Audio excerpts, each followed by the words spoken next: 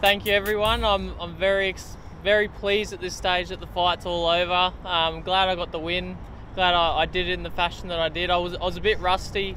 My timing was a bit off with losing a bit of sparring a few weeks out with a cut, but yeah, it's all went to plan anyway. Got the job done, and now we can focus on a happy and Merry Christmas and New Year, and look forward to our daughter being born. And yeah, exciting times to come, and I can't wait to next year and what challenges are ahead.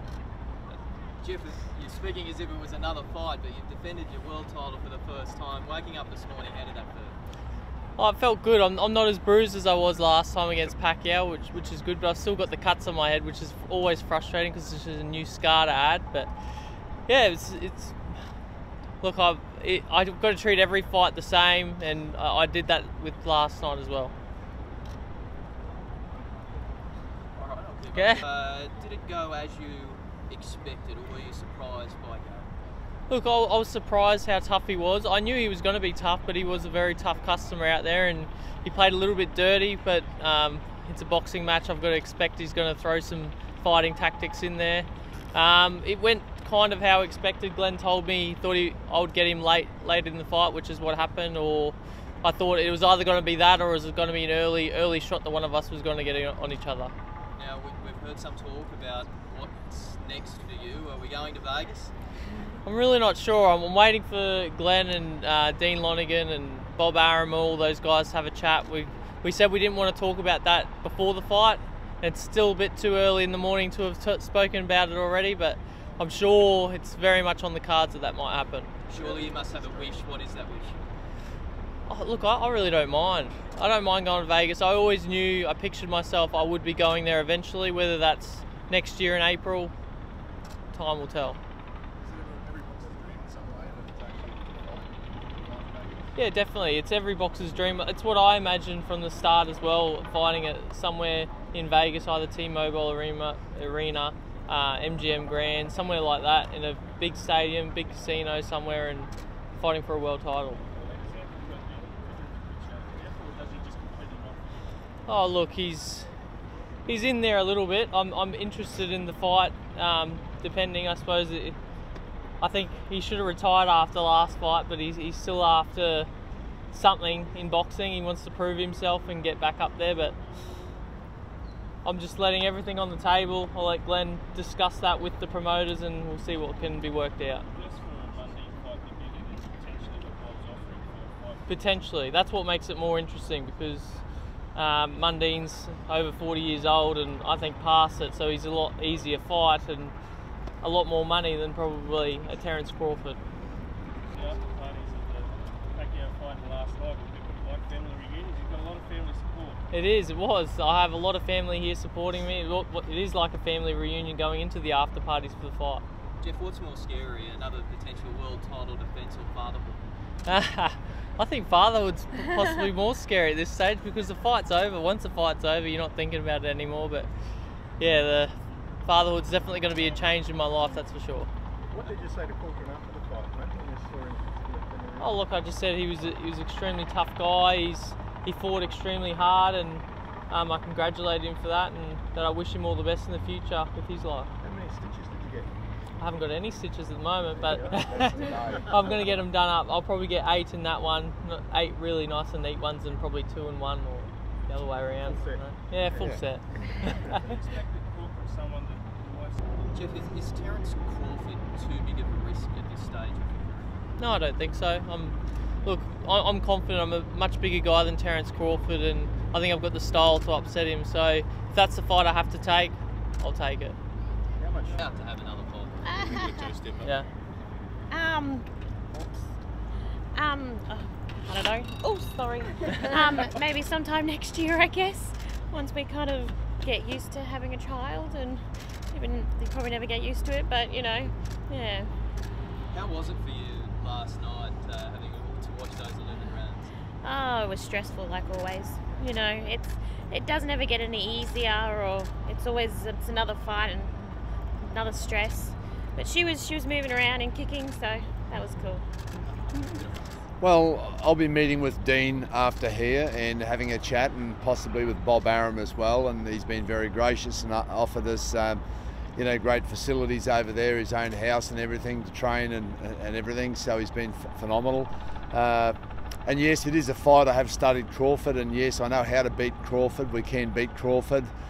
That doesn't mean it's an easy fight. That probably means it's the hardest fight in the world right now. So that's a big step, but you know, we're prepared to take those big steps. Obviously, it's got to be risk for reward, and that's something we do need to talk about is obviously money, and just see if we can get the right numbers for this fight, because it is just a massive fight here. And you know, when you think about it, the guy that's beaten the 11 times world champion versus the best pound for pound fighter in the world, so it doesn't really get much bigger than that.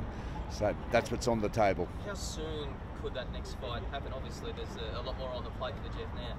Yeah, there is. We're talking late April in Vegas, around the 21st of April. So Jeff's got an event he wants to be back here for on the 28th. His sister's getting married, so you know, he wants to be back here on the 28th. But the 21st is a date that we could possibly work at. In April, that would give us time to give him a break over Christmas, enjoy the birth of their baby, and then, you know, avoid the really hot training in January, which is what I'd rather do, and probably really start to move heavily. Yeah, we'll start training late January, and February start to do the heavier work, and obviously the really heavy work in March when it's just that little bit cooler, and head over there in early April. So, but massive fight.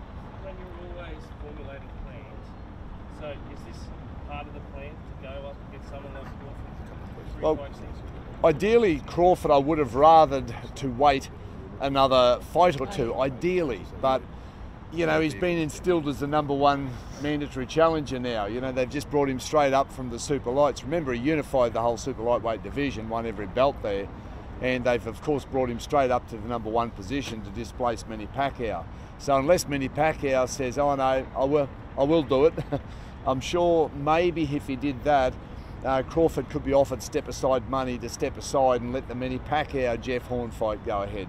That would be the ideal world for me, is to fight Manny Pacquiao again, and we'd be happy to bring him back here and fight him again at Suncorp Stadium. We'd love to do that as the very next fight, but unless Manny shoves his hand up in the next couple of weeks, then you know, we're on a collision course with a mandatory challenger who happens to be Terrence Crawford. So we are due for a mandatory, so we can't avoid that.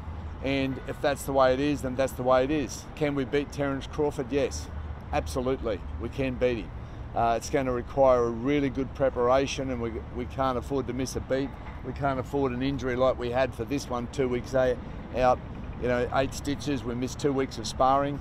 We can't afford those sort of little mishaps next time, not against Crawford.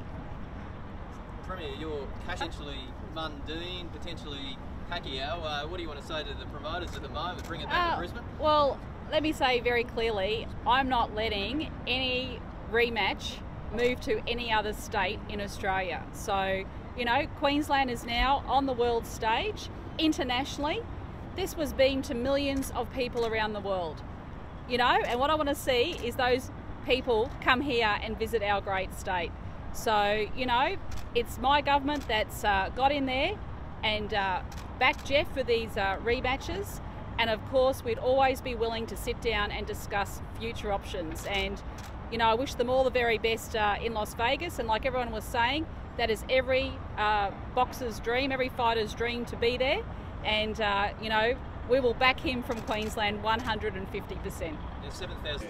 They all know where I am. Yeah. They'll come there like, So as long as Glenn's all right. But yeah, today's show tomorrow morning, of course, again, today's show. At the same, do you mind tomorrow morning? now, but Yeah, we only had 5 hours to clean up.